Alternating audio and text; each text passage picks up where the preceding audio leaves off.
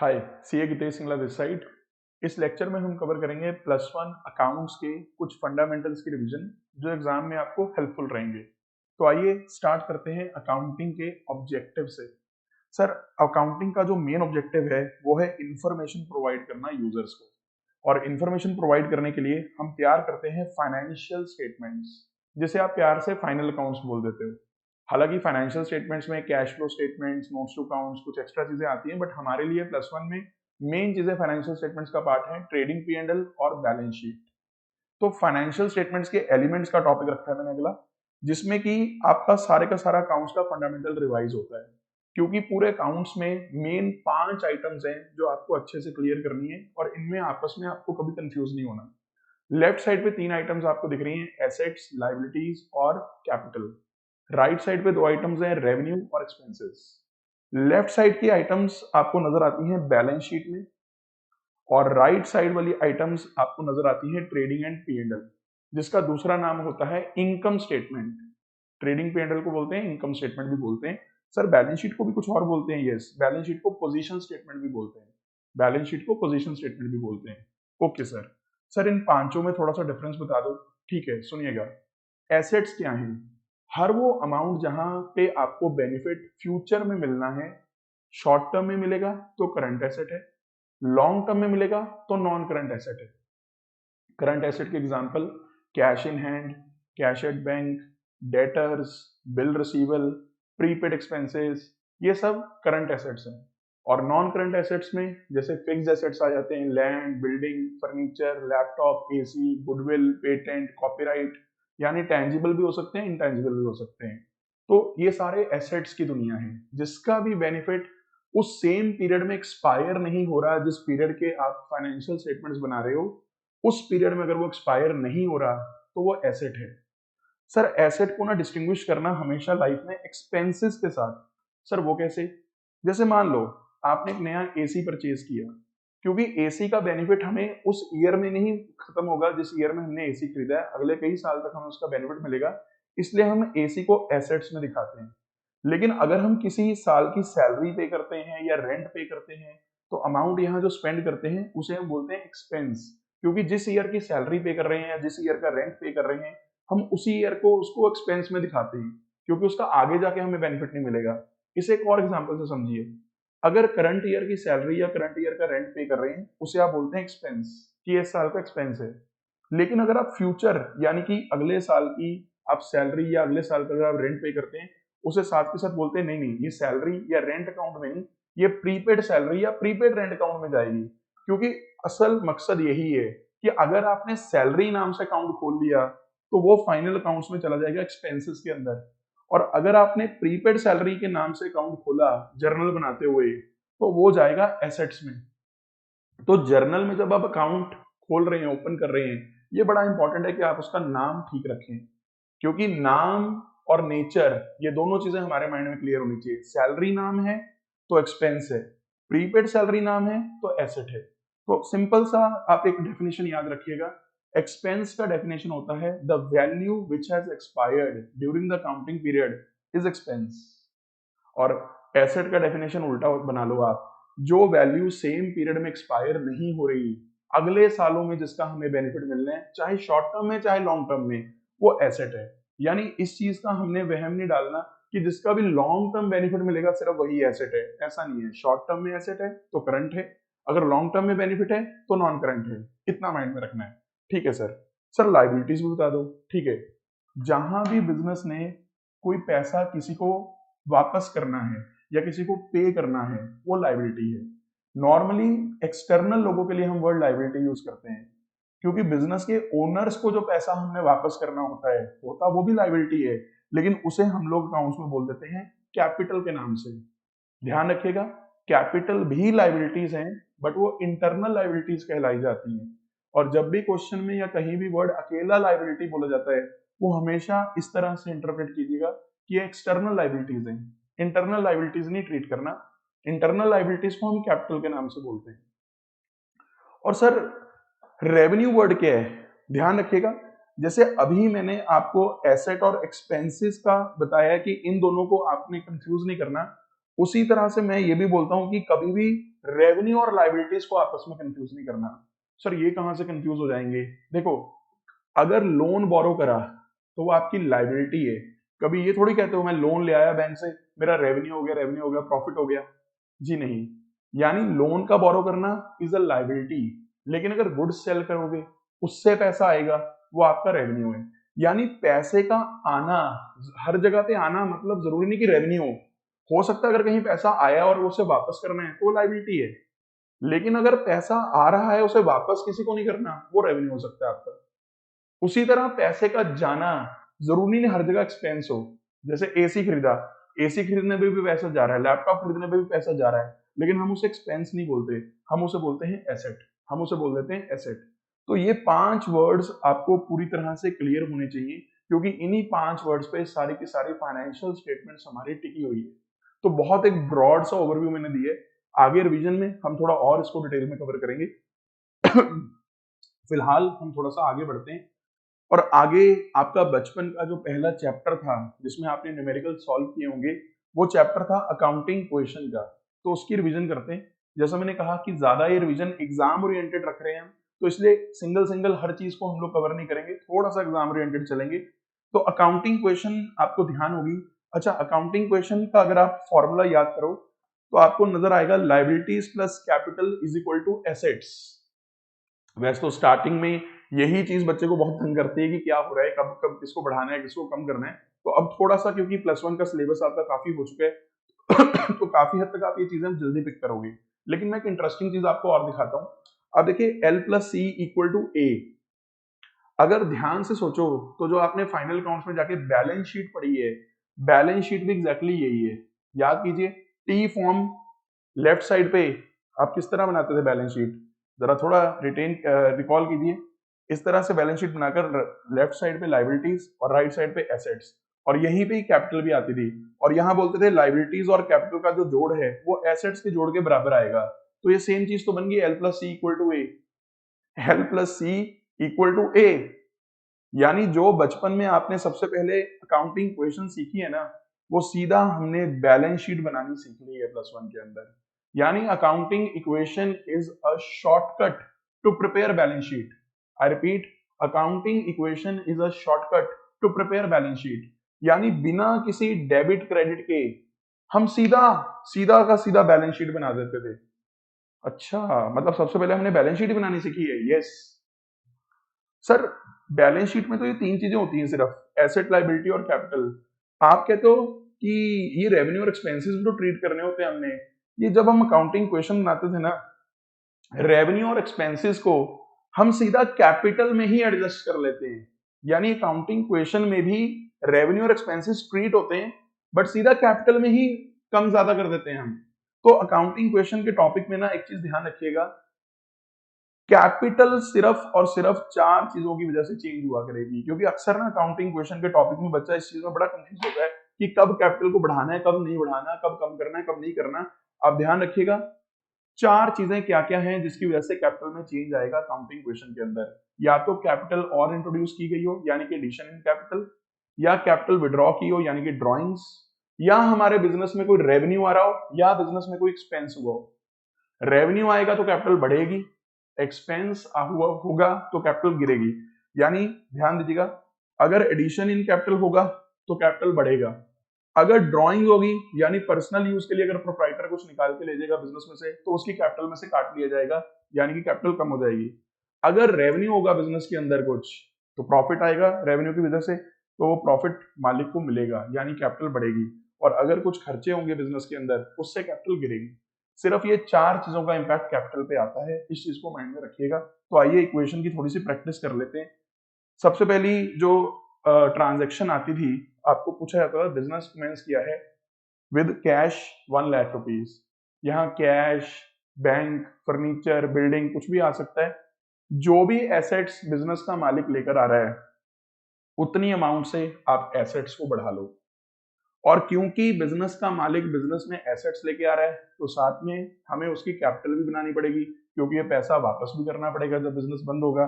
तो आप accounting question ऐसे मैच करते थे, L plus C equal to A. Left side पे कैपिटल बढ़ गई 1 लाख से और राइट साइड पे एसेट्स बढ़ गए 1 लाख से। आई होप पहली ट्रांजेक्शन आपकी रिवाइज होगी है। दूसरा, सर गुड्स खरीदे हैं 1 लाख रुपीज के। अब ध्यान देना, अगर गुड्स खरीदे हैं 1 लाख के, एक बात तो पक्की है, कैश जाएगा, कैश जाएगा, यानी एसेट्स कम होंगे 10,000 के। अब यहां गलती पता कई बार बच्चे क्या करते हैं, अच्छा गुड्स खरीद लिए यानी ये तो हमारा एक्सपेंस हो गया, और एक्सपेंस की वजह से अभी मैंने आपको बताया है, एक्सपेंस की वजह से अभी मैंने आपको बताया कि कैपिटल गिरती है। तो कई बच्चे ना यहाँ पे इक्वेशन को जबरदस्ती मैच करने के लिए गुड्स परचेज करने वाले पॉइंट में देखते हैं, अच्छा राइट साइड पे एसेट्स कम हुए तो लेफ्ट साइड पे कैपिटल भी कम कर दो, इक्वेशन मैच कर देगी। ऐसे नहीं करना, जबरदस्ती इक्वेशन नहीं मैच करनी, फंडामेंटली चल रहे हैं। आप एक बात सोचो, मैंने अभी आपको एसेट का डेफिनेशन बताया है कि जिसका भी फ्यूचर में हमें जाके बेनिफिट मिलेगा वो हमारा एसेट है। तो जो एक्सपायर हो रहा है वो एक्सपेंस है। अब गुड्स खरीदे, ये एक्सपायर थोड़ी हुए हैं गुड्स, ये तो आपके स्टॉक में पड़े रहेंगे। और अगर वो एसेट है तो ध्यान दो, कैपिटल में चेंज या तो एडिशन इन कैपिटल का आता है, ड्रॉइंग्स का आता है, या रेवेन्यू या खर्चे का आता है। भाई गुड्स का खरीदना खर्चा नहीं है, ये गुड्स एक्सपायर थोड़ी हुए हैं, और क्योंकि वो एक्सपायर नहीं हुए हैं तो कैपिटल को कम करना गलत होगा। बल्कि हमें ये बोलना चाहिए कि सर हमारा कैश चला गया पर बदले में हमारे एसेट्स में एक बढ़ोतरी हो गई है स्टॉक नाम से, यानी हमारे पास स्टॉक आ गए। तो इस इक्वेशन, इस ट्रांजैक्शन का इक्वेशन पे क्या इफेक्ट आएगा, 10,000 से कैश कम कर लो और 10,000 से स्टॉक बढ़ा लो, कैपिटल में चेंज ना करना। इसीलिए आपको बता रहा हूं कि एसेट्स और एक्सपेंसेस को डिफरेंशिएट करना बड़ा जरूरी है। एक्सपेंस होता सामान खरीदना तो कैपिटल गिर देते हैं हम यहीं पे, पर क्योंकि अभी एक्सपेंस नहीं है हमने इसको कैपिटल में ना गिराकर एसेट्स में दिखाया है। आई होप सबको सेकंड ट्रांजैक्शन भी समझ में आ गई होगी।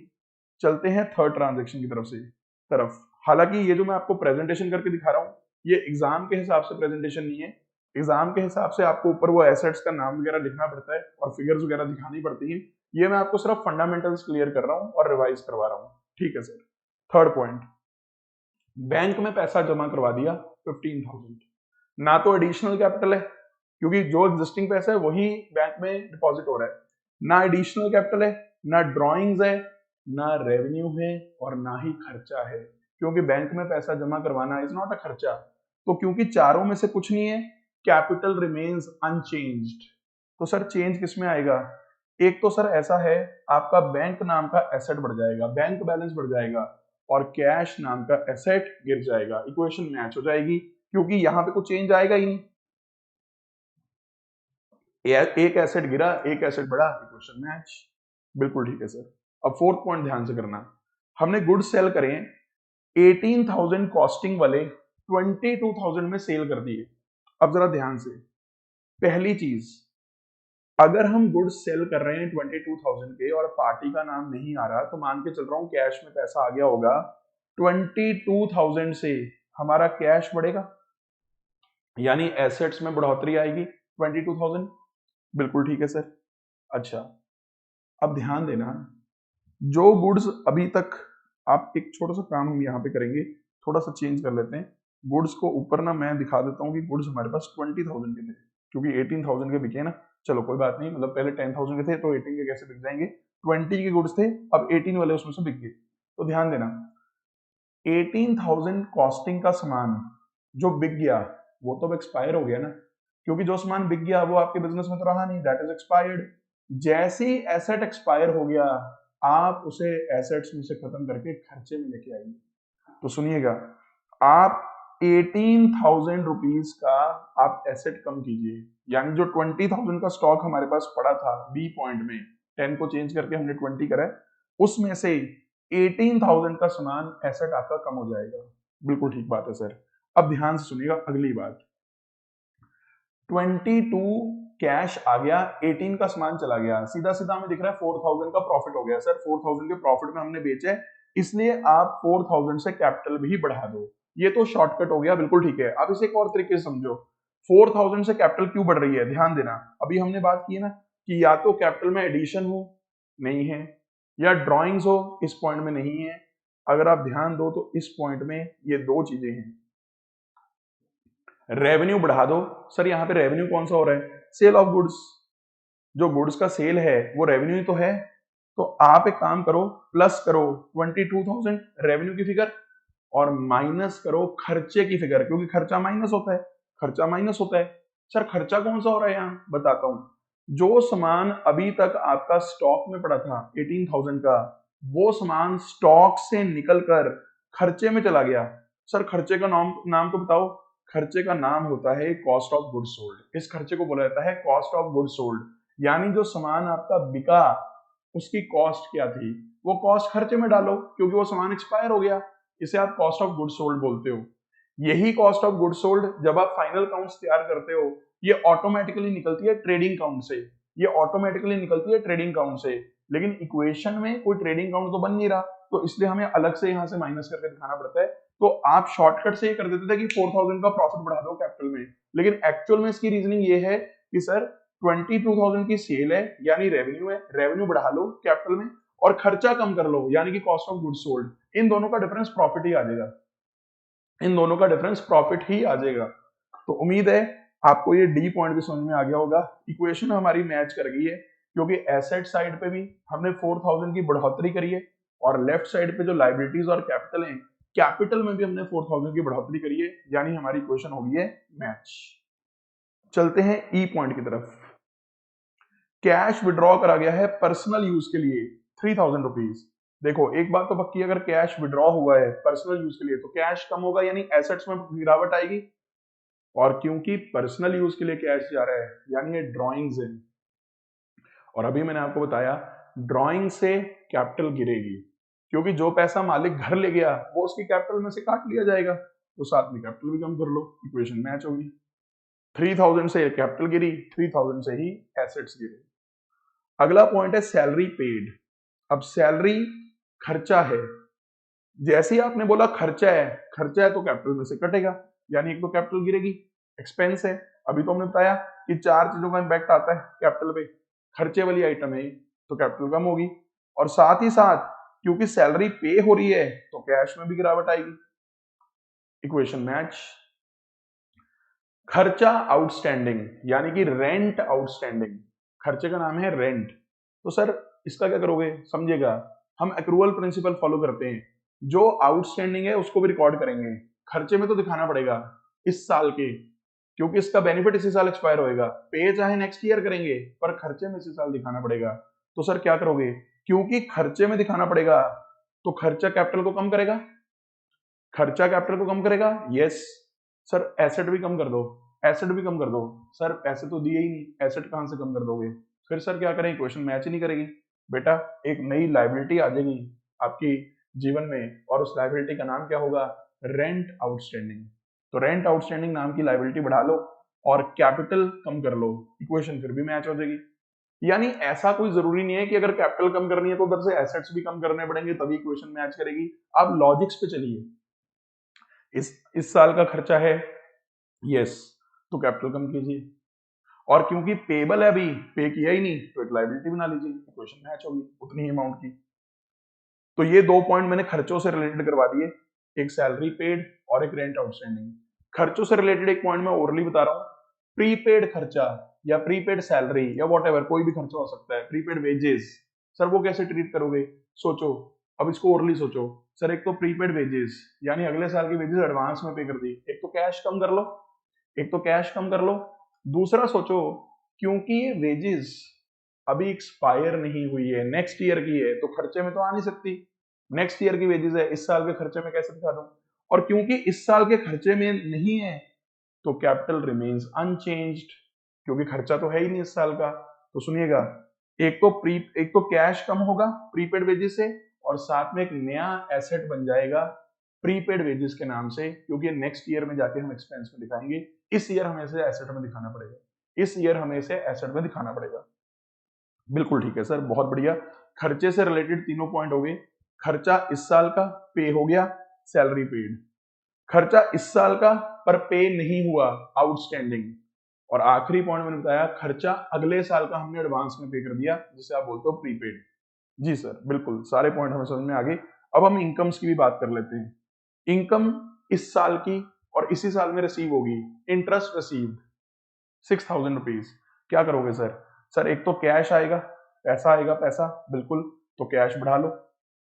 दूसरा सर ये जो इंटरेस्ट है ये हमारा इसी साल का तो रेवेन्यू हुआ ना, क्योंकि ये वापस तो करना नहीं किसी को और पैसा रिसीव हो गया, रेवेन्यू है हमारा। तो रेवेन्यू से कैपिटल बढ़ती है, रेवेन्यू से कैपिटल बढ़ती है, इक्वेशन मैच होगी। रेवेन्यू से कैपिटल बढ़ती है, इक्वेशन मैच होगी। बिल्कुल ठीक है सर। कमीशन रिसीवेबल, जिसे आप एक नाम और बोलते हो एक्रूड कमीशन, यानी अर्न कर ली पर अभी रिसीव नहीं हुई। तो अगर अर्न कर ली पर रिसीव नहीं हुई तो कैश तो बढ़ नहीं सकता। तो एक काम करते हैं, एक नया एसेट दिखाते हैं, उस नए एसेट का नाम होता है एक्रूड कमीशन या कमीशन रिसीवेबल। ठीक है, तो एक्रूड कमीशन या कमीशन रिसीवेबल नाम का एसेट बढ़ेगा। बिल्कुल ठीक है। अब सोचो, क्या ये कमीशन जो रेवेन्यू है, क्या ये इस साल का रेवेन्यू है या अगले साल का? सर मिलेगा अगले साल, पर कमा तो इस साल लिया ना, तो इस साल का रेवेन्यू है। क्योंकि इस साल का रेवेन्यू है तो कैपिटल बढ़ाओ भी, तो कैपिटल बढ़ाओ भी, इक्वेशन मैच। सर तो बड़ा सिंपल लग रहा है। हाँ सिंपल ही है, बस जब शुरू शुरू में आप अकाउंटिंग क्वेश्चन स्टार्ट करते हो तब टर्मिनोलॉजी से भी आप इतना ज्यादा यूज टू नहीं होते हो, तो शुरू में कुछ बच्चों को थोड़ी सी मुश्किल लगती है अकाउंटिंग क्वेश्चन, बट एंड तक आते आते ये चीजें बड़ी अच्छे से आपको क्लियर होनी चाहिए। बिल्कुल ठीक है सर। इनकम का एक और पॉइंट करवाऊं ना, एडवांस इनकम, कि एडवांस में हमें इनकम रिसीव होगी। हाँ मैंने कहा ये भी कर लेते हैं। भाई ऐसा है, अगले साल की इनकम रिसीव हुई है ना, तो पहली बात आप कैश बढ़ा लो, कैश तो बढ़ा लो, कैश मिला आपको इस साल में, लेकिन इस साल का रेवेन्यू नहीं शो कर सकते आप, क्योंकि इस साल का रेवेन्यू नहीं है तो कैपिटल रिमेन्स अनचेंज्ड। तो सर क्या करें, एडवांस में अगर पैसा पकड़ लोगे किसी से तो बदले में उसको सर्विस भी तो देनी पड़ेगी ना, तो एक लायबिलिटी शो करनी पड़ेगी। यानी एसेट साइड कैश बढ़ा और लायबिलिटी साइड पे आपकी एक नई लायबिलिटी बन जाएगी, उस लायबिलिटी का नाम रखा जाएगा एडवांस इनकम। Advance income. उम्मीद है इस छोटे से क्वेश्चन से आपके अकाउंटिंग क्वेश्चन के जो फंडामेंटल्स हैं वो काफी हद तक रिवाइज हो गए होंगे। मैं रिपीट कर रहा हूं, ये प्रेजेंटेशन एग्जाम के लिए रेलिवेंट नहीं है। एग्जाम में आपको सारी फिगर्स लिख के आनी पड़ेंगी, सारी फिगर्स लिख के आनी पड़ेंगी और फिगर्स के हिसाब से आपको ये आंसर करना पड़ेगा। This revision was just for the revision of your concepts. उम्मीद है कि आपको अकाउंटिंग क्वेश्चन का टॉपिक रिवाइज हो गया होगा। अच्छा, 2-3-4 पॉइंट और ओरली जो मेरे माइंड में चल रहे हैं, जिसमें कई बार बच्चे गलत कर देते हैं, गलतियां कर देते हैं। इंटरेस्ट ऑन ड्राइंग्स और इंटरेस्ट ऑन कैपिटल, वैसे तो ये दोनों पॉइंट सबसे इजी पॉइंट्स हैं, क्योंकि ये दोनों पॉइंट ऐसे हैं, कैपिटल बढ़ती भी है इनसे और कम भी होती है उतनी ही अमाउंट से जितना इंटरेस्ट है। पर सर लॉजिक दे दो, शॉर्ट में बता देता हूं। जैसे इंटरेस्ट ऑन कैपिटल, तो कैपिटल पे बिजनेस ने इंटरेस्ट पे करना होता है मालिक को, क्योंकि मालिक ने कैपिटल इन्वेस्ट करी हुई है ना बिजनेस के अंदर, तो इंटरेस्ट पे करना पड़ता है। तो सुनिएगा, एक तो इंटरेस्ट ऑन कैपिटल बिजनेस का खर्चा है, खर्चा है, एक्सपेंस है, यानी कि कैपिटल में से कटेगा। अभी हमने बात की है कि एक्सपेंसेस तो कैपिटल को कम करते हैं, ठीक है सर। और क्योंकि ये इंटरेस्ट ऑन कैपिटल मालिक को ही पे करना है, मालिक को ही पे करना है, तो साथ ही साथ हम उसकी कैपिटल बढ़ा भी देते हैं। अच्छा, यानी खर्चा है तो कैपिटल कम भी होगी, और क्योंकि उसी को ही पे करना है तो उसकी कैपिटल बढ़ा भी दी। सर अगर पे करना है तो पे कर दो ना, कैश कम कर दो। नहीं, अभी कम नहीं करेंगे, क्योंकि बिजनेस का मालिक है, उसके साथ हिसाब किताब चलता रहेगा, बाद में देखेंगे, इसलिए हम उसकी कैपिटल को बढ़ा देते हैं। अच्छा, यानी इंटरेस्ट ऑन कैपिटल का ये लॉजिक है कि खर्चा है इसलिए कैपिटल कम कर दो, और क्योंकि मालिक को ही पे करना है तो कैपिटल बढ़ा लो। बिल्कुल ठीक। सर इंटरेस्ट ऑन ड्राइंग्स का भी लॉजिक बता दो, सुन लो फिर। इंटरेस्ट ऑन ड्राइंग्स बिजनेस के लिए रेवेन्यू है, बिजनेस के लिए रेवेन्यू है। तो ऐसा है, बिजनेस के लिए अगर रेवेन्यू है तो आप कैपिटल प्लस करो, क्योंकि रेवेन्यू तो कैपिटल को प्लस करती है। और क्योंकि ये इंटरेस्ट ऑन ड्राइंग्स मालिक से ही चार्ज करना है, हमने उसी से तो लेना है इंटरेस्ट ऑन ड्राइंग्स, जो पैसा उससे लेना है तो उसकी कैपिटल में से तो काट लेंगे हम, क्योंकि कैपिटल वो अमाउंट डिनोट कर रहा है जो मालिक को वापस करनी है, जो उससे लेना है वो उसकी कैपिटल में से माइनस कर दो। अच्छा, यानी क्रक्स ये निकला, इंटरेस्ट ऑन कैपिटल और इंटरेस्ट ऑन ड्राइंग्स, इन दोनों की वजह से कैपिटल ऐड भी होती है और कैपिटल लेस भी होती है, सेम अमाउंट से होती है। बिल्कुल ठीक है सर। तो ये 2 पॉइंट्स थे जो मेरे माइंड में चल रहे थे। बाकी 1-2 पॉइंट ऐसे आते हैं कई बार कि किसी क्रेडिटर को हमने पेमेंट करनी है और उससे हमें डिस्काउंट रिसीव हो गया। तो सपोज करो कोई क्रेडिटर खड़ा है, हमारी बुक में क्वेश्चन है, हरकमल नाम का क्रेडिटर खड़ा है, तो हरकमल को 25,000 पे करना था, पर हमने 24,500 में सेटलमेंट कर ली, फुल सेटलमेंट। तो इसका ट्रीटमेंट कैसे हुआ इक्वेशन में सुनिएगा। एक तो कैश कम कर देना, एसेट साइड में कैश कम कर देना 24,500 जितना कैश किया। एक आपकी लाइबिलिटीज में ना हर कमल नाम की लाइबिलिटी आ रही होगी बुक्स के अंदर या इक्वेशन वाले इस फॉर्मेट में, तो आप हर कमल नाम की लाइबिलिटी खत्म कर देना 25,000 से, पूरी अमाउंट से। सर एसेट तो कम करे 24,500 से, पर आपने लाइबिलिटीज कम कर दी 25,000 से, तो सर ये मैच कैसे होगी इक्वेशन। जो 500 रुपीज का डिस्काउंट रिसीव्ड है ना, वो भी आपका एक काइंड ऑफ रेवेन्यू है, वो भी आपका एक काइंड ऑफ रेवेन्यू है। रेवेन्यू है तो कैपिटल प्लस कर लो, यानी एसेट्स में गिरावट हुई 24,500 की, लाइबिलिटीज में गिरावट हुई 25,000 की, पर 500 रुपए से कैपिटल बढ़ा भी दिया आपने, तो नेट जो गिरावट हुई ना लेफ्ट साइड पे लाइबिलिटी साइड में, वो 24,500 की ही हुई है, वो 24,500 की ही हुई है। बिल्कुल ठीक है। एक बात आखिरी, फिर हम अगले लेक्चर में कुछ बातें और करेंगे एक्सपेंडिचर और रिसीट से रिलेटेड। समझिएगा ये वाली आखिरी बात, इस अकाउंटिंग क्वेश्चन को ना इंटरप्रेट कैसे करना है वो भी समझिएगा। L plus C equal to A, business के जितने भी एसेट्स हैं, बिजनेस के जितने भी एसेट्स हैं, या तो वो हमने बाहर से बोरो करे हुए हैं, या उसका योगदान बिजनेस के मालिकों ने करा हुआ है। कैपिटल है तो मालिक, और अगर बाहर से बोरो करके अगर एसेट्स लिए हुए हैं तो लाइबिलिटीज। यानी इसे आप ऐसे पढ़ना कि बिजनेस के जितने भी एसेट्स हैं they are financed either from owners fund और फ्रॉम बोरोड फंड। आप थोड़ा बहुत सोर्सेज ऑफ फाइनेंस का चैप्टर भी रिलेट कर पा रहे होंगे, जो +1 में सोर्सेज ऑफ बिजनेस फाइनेंस के नाम से एक चैप्टर है बिजनेस स्टडीज के अंदर, जहां आपको बताया जाता है कि बिजनेस के जितने भी फंड्स हैं या बिजनेस के जितने भी अमाउंट जो इन्वेस्ट किया जा रहा है, या तो वो ओनर्स फंड से उठाया जाएगा या वो बोरोड फंड से उठाया जाएगा। तो अकाउंटिंग क्वेश्चन भी कहीं ना कहीं आपको यही बता रही है कि या तो बोरोड फंड है या ओनर्स फंड है, और वहीं से सारे के सारे एसेट्स आए हैं, बोरोड फंड या ओनर्स फंड। और इसको हम एक चीज और बोलते हैं, वो भी समझ लेना, लेफ्ट साइड को बोला जाता है sources of funds. Accounting question की लेफ्ट साइड को बोला जाता है सोर्सेज ऑफ फंड्स, और राइट साइड को बोला जाता है application of funds. Left side को बोला जाता है सोर्सेज ऑफ फंड्स और राइट साइड को बोला जाता है एप्लीकेशन ऑफ फंड्स। तो मेरा ख्याल इतना अभी हम काफी रखते हैं इस रिवीजन लेक्चर में। उम्मीद है कुछ बेसिक्स आपके रिवाइज हुए होंगे। आप चाहें तो अकाउंटिंग क्वेश्चन चैप्टर की एक बार रिवीजन कर सकते हैं अपनी बुक में से भी। इस लेक्चर को दोबारा एक बार पूरा सुन के आप अकाउंटिंग क्वेश्चन चैप्टर को रिवाइज कर लीजिए फॉर्मेट के हिसाब से। आज के लिए इतना ही, थैंक यू।